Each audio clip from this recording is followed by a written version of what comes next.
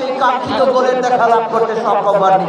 অত্যন্ত বিপজ্জনক জায়গা থেকে মহাদেবপুর ফুটবল একাদশ তারা কিন্তু ফ্রি কিক লাভ করেছেন। আরো একটি দারুণ জায়গা থেকে সেট পিস।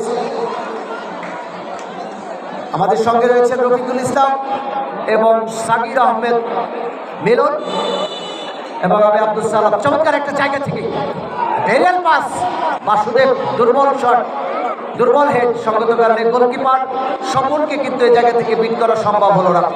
আবারও ক্লিয়ার করার চেষ্টা, অনিমেষ বল বাড়িয়ে দিয়েছেন, শেষ পর্যন্ত চলে গেল টাচ লাইনের বাইরে।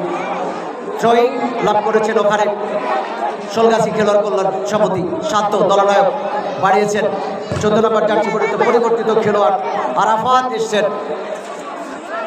শুধু দর্শক শ্রোতা বিন্দু, আজকে কিন্তু একটি শোকের দিন আমরা জানি। বাংলাদেশের 3 বারের প্রধানমন্ত্রী দেশনেত্রী খালেদা জিয়ার আজকে কিন্তু সে ফজরের নামাজ টাইম অর্থাৎ 6টার সময় তিনি ইহকালের মায়া ত্যাগ করেছেন। আমরা বাংলাদেশের মানুষ অত্যন্ত গভীরভাবে শোকাহত এবং আমরা প্রয়াত প্রধানমন্ত্রীর বিধি আত্মার মাগফিরাত কামনা করছি এবং সকলের কাছে দোয়া চাই তিনি যেন পরপরে আল্লাহ তাকে ব্যস্ত নসিব করেন। Incoming voice call from Vocal by FMI on SIM SIM2.